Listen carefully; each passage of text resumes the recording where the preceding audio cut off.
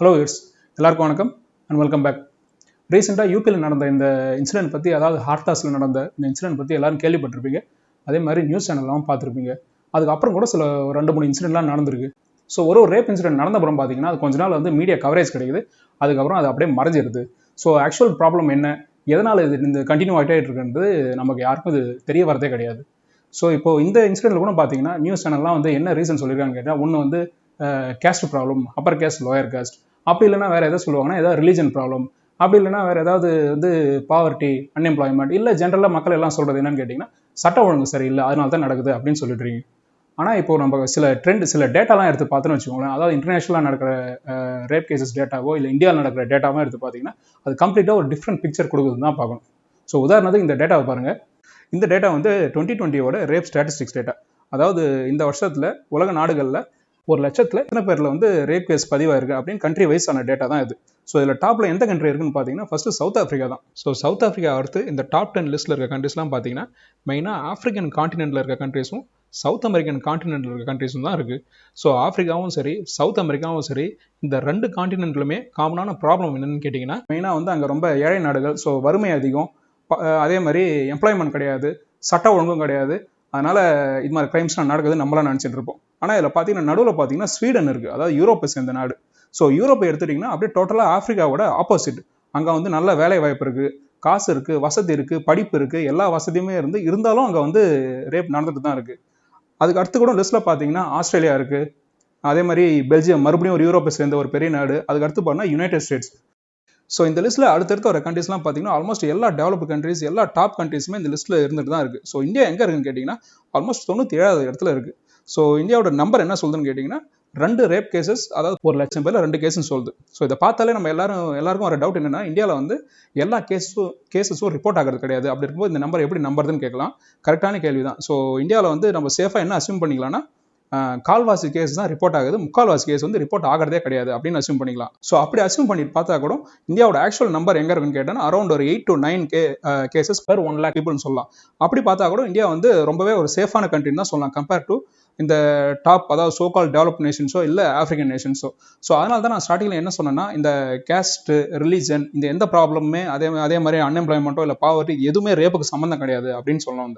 அதாவது இதனால ஒரு சில கேசஸ் நடக்கலாம், ஆனால் இதுதான் மெயின் ரீசன் சொல்லவே முடியாது. ஏன்னு கேட்டால் இப்போ நம்ம பார்த்த இந்த கண்ட்ரிஸ், இந்த எந்த கண்ட்ரிஸ்லுமே இதுதான் ஒரு ப்ராப்ளம், இதனால தான் நடக்கும் நம்ம சொல்லவே முடியாது. ஆஃப்ரிக்கன் கண்ட்ரிஸ் எடுத்தால் அது ஒரு சைட் ப்ராப்ளம், யூரோப்பியன் கண்ட்ரிஸ் எடுத்தால் எல்லா வசதியுமே இருக்குது, இருந்தாலும் நடந்தது தான் இருக்குது.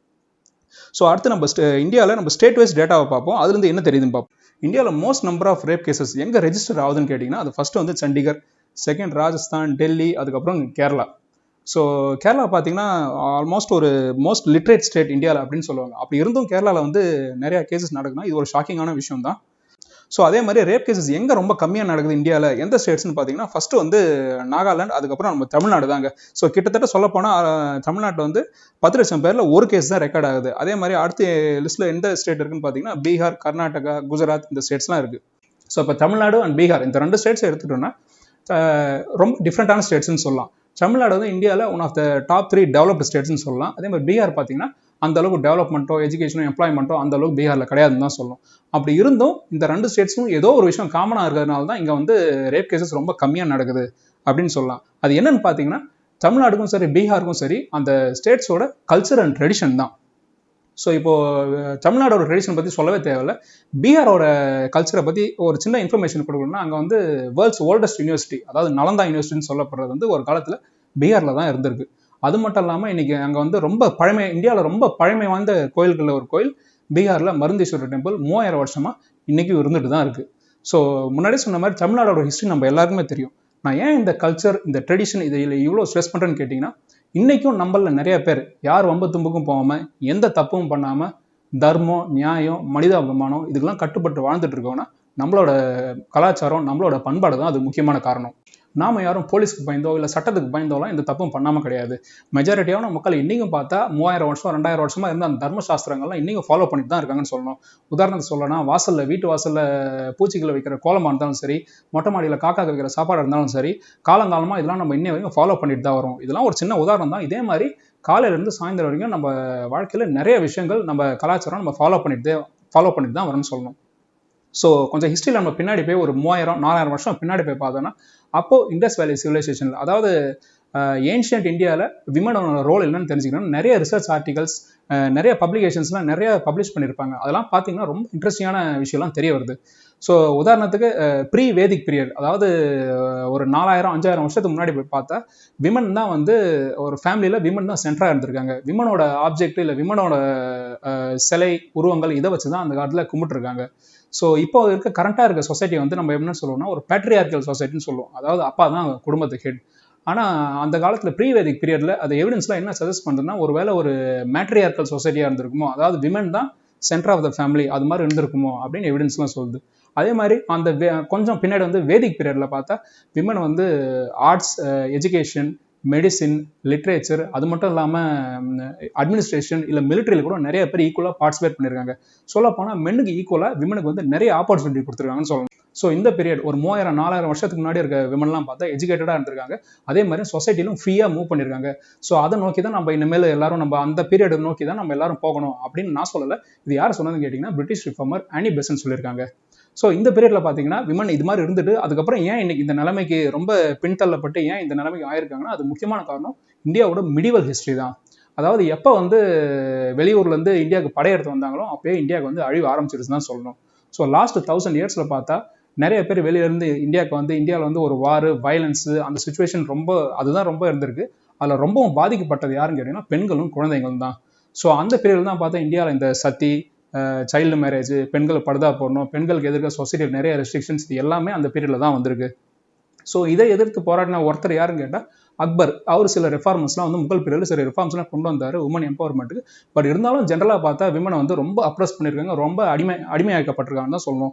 இங்கேருந்து பெண்களை கடத்தி கொண்டு போய் அங்கே வந்து அராபில் வந்து அடிமைகளாக விற்கிறது, அது மாதிரி நிறைய கொடுமைகள்லாம் பெண்கள் இருந்து நடந்துட்டு தான் வந்திருக்கு. இது வந்து அப்போ மட்டும் இல்லாமல் பிரிட்டிஷ் பீரியட்லும் இது அப்படியே கண்டினியூ ஆகிட்டு தான் வந்திருக்கு. ஃபைனலாக 19th செஞ்சுரியில் தான் இதுக்கு வந்து இந்த சத்தி, இந்த சைல்டு மேரேஜ் அபாலிஷ் பண்ணது. அதுக்கு முக்கியமான காரணம் யாருன்னு கேட்டால் ராஜாராம் மோகன் ராய். ஸோ ராஜாராம் மோகன் ராயில் ஆரம்பித்து மகாத்மா காந்தி, அம்பேத்கர் இவங்கெல்லாம் எடுத்த ரிஃபார்ம்ஸ் தான் அதுக்கப்புறம் விமனுக்கு வந்து நிறைய ஆப்பர்ச்சுனிட்டிஸ்லாம் வழங்கப்பட்டிருக்கு, நிறைய சட்ட திருத்தங்கள்லாம் கொண்டு வந்திருக்காங்கன்னு சொல்லலாம். அதுக்கப்புறம் இந்த கடைசி 50-60 வருஷமாக கவர்மெண்ட் சைடில் நிறையா ரிஃபார்ம்ஸ்லாம் கொண்டு வந்து நிறையா பில்ஸ்லாம் பாஸ் பண்ணி விமனுக்கு நிறைய ஆப்பர்ச்சுனிட்டி கொடுத்துருக்காங்கன்னு தான் சொல்லணும். இதுக்கு ஒரு ரீசெண்டான உதாரணம் கொடுக்கணும்னா நம்ம இந்தியன் ஏர்ஃபோர்ஸ் வாங்கின இந்த 5 ரஃபேல் ஃபைட்டர் ஜெட்டில் ஒரு ஃபைட்டர் ஜெட்டுக்கு வந்து விமன் பைலட் அசைன் பண்ணியிருக்காங்க. ஸோ விமன் பார்த்தீங்கன்னா ஃபீமேல் பைலட்ஸ், அதாவது ரீசெண்டாக தான் இந்தியன் ஏர்ஃபோர்ஸில் வந்து அவங்களுக்குலாம் நிறைய ஆப்பர்ச்சுனிட்டி கொடுக்க ஆரம்பிச்சிருக்காங்க. ஸோ அப்படி இருக்கும்போது பார்த்தீங்கன்னா ஈஸியாக எல்லாரும் என்ன தோணுன்னா கண்டிப்பாக எக்ஸ்பீரியன்ஸ் ரீதியாக பார்த்தா மேல் பைலட் தானே இருப்பாங்க, அப்படியே ஃபீமேல் பைலட் அசைன் பண்ணாங்கன்னு கேட்டிங்கன்னா விமனுக்கு வந்து ஒரு ஆப்பர்ச்சுனிட்டி கொடுத்தே ஆகணும், விமனுக்கு வந்து இது ஒரு எம்பவர்மெண்ட், இதை பார்த்து நிறைய பேர் இன்ஸ்பயர் ஆகணும்ட்டு அவுட்கம் எப்படி இருந்தாலும் பரவாயில்ல பட் ஆப்பர்ச்சுனிட்டி கொடுத்தே ஆகணும்ட்டு தான் இந்த ஃபீமேல் பைலட்டை அசைன் பண்ணியிருக்காங்க. ஸோ ரொம்பவே பாராட்டக்கூடிய ஒரு விஷயம் தான் அது.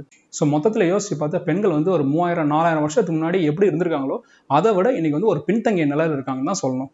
ரீசன் என்னன்னு கேட்டிங்கன்னா நம்மளோட சோஷியல் ஆட்டிடியூட், அதாவது சமுதாயத்தில் நம்ம பெண்களை எப்படி பார்க்குறோன்றது தான் இது முக்கியமான ரீசன். நம்மள நிறைய பேர் என்ன நினச்சிட்டு இருப்போம்னா பெண்கள் வந்து வீட்டை விட்டு போகக்கூடாது, வீட்டில் இருந்தால் தான் சரி வரும், ஆண்கள் தான் வெளியே போகணும் அப்படின்லாம் நினச்சிட்டு இருப்போம். ஆனால் இப்போ ஹிஸ்ட்ரி எடுத்து பார்த்தா என்ன சொல்லுதுன்னா டோட்டலாக டிஃப்ரெண்ட்டாக இருக்குது. அவ்வளோ வருஷத்துக்கு முன்னாடியே பெண்களும் ஆண்களும் ஆல்மோஸ்ட் ஈக்குவலாக இருந்திருக்காங்க சொசைட்டியில். ஆனால் இன்னைக்கு காலப்போக்கில் இதெல்லாம் மாறி நம்ம எல்லாத்தையும் மறந்துட்டு இன்னைக்கு பெண்களை வந்து சப்ரஸ் பண்ணணும்னு தான் சொல்லணும். ஸோ இதுக்கு நம்ம கையில் இருந்து நம்ம என்ன பண்ணோம்னா வீட்டிலேருந்து சின்ன குழந்தைங்களா இருக்கும்போதே ஆணும் பெண்ணும் சொல்லி 2 பேருக்கும் ஈக்குவலாக மரியாதை கொடுக்கணும், அவங்க 2 பேரும் ஈக்குவலாக மதிக்க கற்றுக் கொடுக்கணும்.